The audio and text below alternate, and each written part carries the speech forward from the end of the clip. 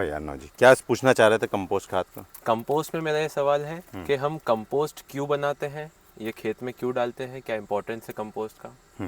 देखो, कंपोस्ट क्या है, सबसे पहले तो हमको ये समझना है। हाँ। ये जो है गोबर है, गायों का गोबर है। और गाय क्या खाती है?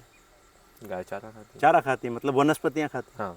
ठीक है, तो वनस्पति क्या है? ऑर्गेनिक मैटर है। ऑर्गेनिक मैटर को जब गाय खा रही है तो उसकी आंतों में क्या हो रहा है, वो कहीं ना कहीं बैक्टीरियाज उसको पचा रहे हैं।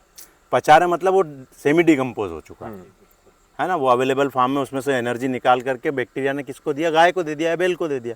अब उसने, गाय ने जो स्टूल पास किया, जो गोबर पास किया, तो गोबर हमने कूड़ों में डाला, है ना, तो वो सेमी डिकम्पोज मटेरियल जो है उसको हमने ला करके यहाँ फार्म के अंदर डाल दिया। जैसे ये बेड बना दिए, ये बेड बना दिए और इसके अंदर हमने बैक्टीरिया डाल दिए।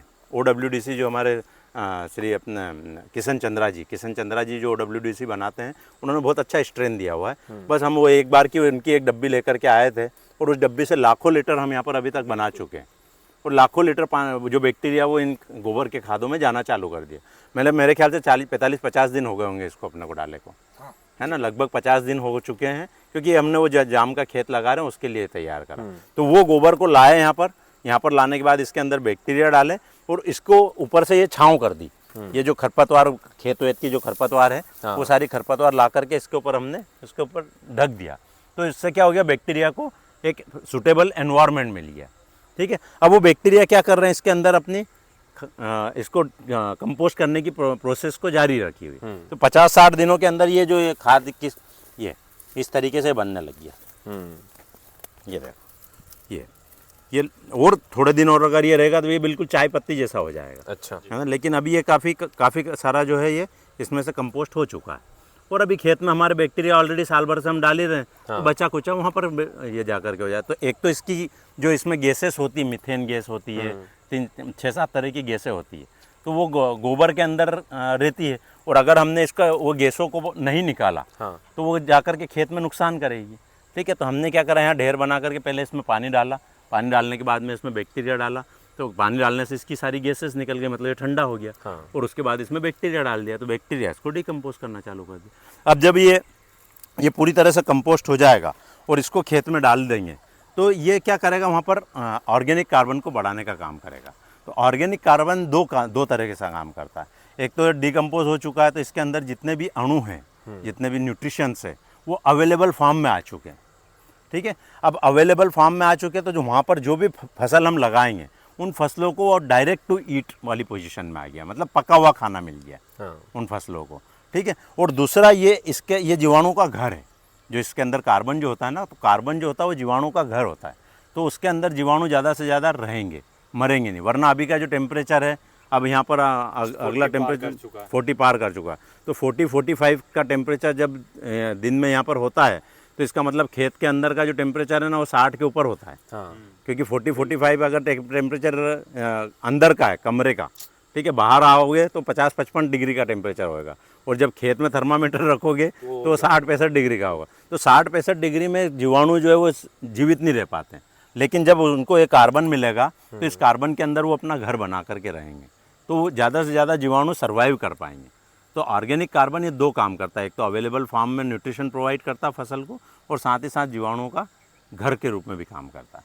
तो बस ये ऐसा साल का अगर हम डालते जाएंगे, जैसे अभी इसी साल में हमने अपने खेतों में तो बड़ी मात्रा में डाल दिया, क्योंकि हमको भगवान ने सक्षमता दी हुई है और हम खरीद पाए, हमको मिल पाया है, तो इसलिए हम इतना खरीद पाए हैं और डाल पाए हैं। लेकिन एक आम किसान 15 ट्राली 10 ट्राली 1 एकड़ में थोड़ी डाल सकता है। तो वो क्या करेगा, हर साल 2 ट्राली 3 ट्राली जितना उसके घर में से निकलता रहेगा वो डालता रहेगा। तो ऐसे धीरे धीरे करके 3 साल 4 साल 5 साल में जाकर के उसका जो ऑर्गेनिक कार्बन है खेत का, वो बढ़ना चालू हो जाएगा। साथ ही साथ केवल यही नहीं डालना, इसके साथ साथ हमारे जो फसलों के अवशेष है वो अवशेष भी डालना है।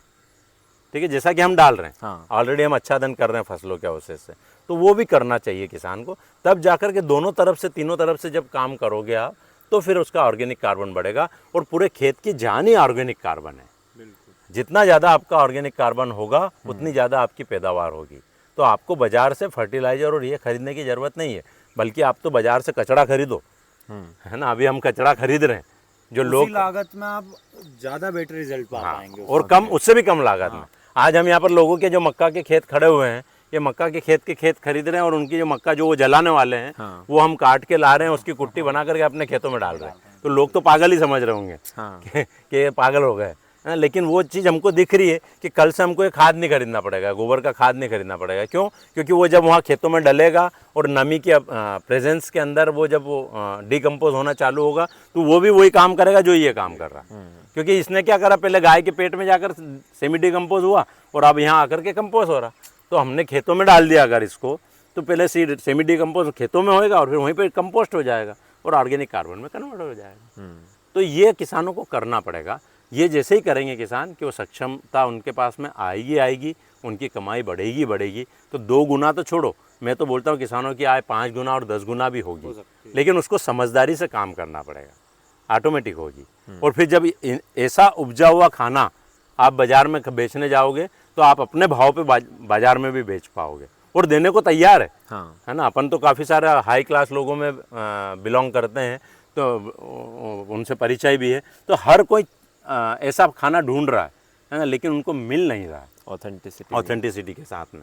तो जब उनको ऑथेंटिक फूड मिलने लगेगा तो वो आपका मन माफिक भाव भी देंगे और आपसे खरीदेंगे भी सही।